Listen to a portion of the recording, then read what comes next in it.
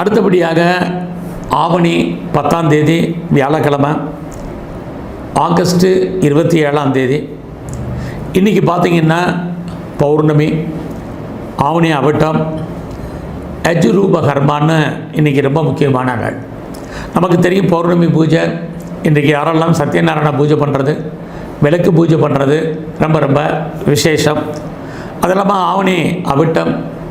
இன்றைக்கி பூணூல் மாற்றி யாரெல்லாம் பூஜை பண்ணி வழிபாடு பண்ணுறது ரொம்ப அதை காட்டிலும் விசேஷம். இன்றைக்கி யஜுர் ரூபகர்மா. எப்படி ருக்வேதம் அவதாரமான நாள் மாதிரி யஜுர்வேத அவதார தினம் இன்றைக்கி யாரெல்லாம் யஜுர்வேதம் படித்தவங்க, யஜுர்வேதத்தை அனுஷ்டானம் பண்ணுறவங்க, அவங்க இன்றைக்கி பூணூல் மாற்றி யஜுர்வேத பாராயணம் பண்ணுறது ரொம்ப விசேஷம்.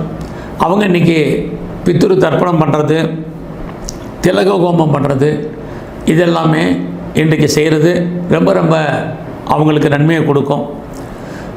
அடுத்தபடியாக ஆவணி 11 செவ்வாய்க்கிழமை, ஆகஸ்ட் 28ஆம் தேதி. இன்றைக்கு விசேஷமான நாளில் பார்த்திங்கன்னா காயத்ரி ஜபம். ஆக இன்றைக்கு நம்ம டெய்லி காயத்ரி ஜபம் சொல்கிறோம். பட் இன்றைக்கி காயத்ரி ஜபம் செய்கிறது 100 மடங்கு இன்றைக்கி பலன்.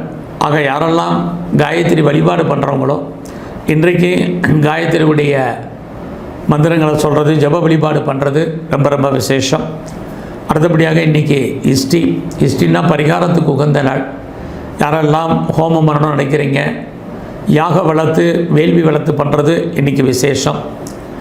எல்லாத்துக்கும் மேலே இன்றைக்கு நாராயணகுரு கேரளாவில் மிகப்பெரியவர், உங்களுக்கு தெரியும். அவருடைய ஜெயந்தி நாள் இன்றைக்கி. அடுத்து சர்ப்பபலி. இன்றைக்கு சர்ப்பங்களுக்கு பரிகாரம் பண்ணுறதுக்கு உகந்த நாள். இன்றைக்கி பண்ணால் எல்லா விதமான சர்ப்பதோஷமும் நாகதோஷமும் ஜாதகத்தில் இருக்கக்கூடிய அத்தனை விதமான தோஷங்களும் நிவர்த்தியாகக்கூடிய நாள் இன்றைக்கு.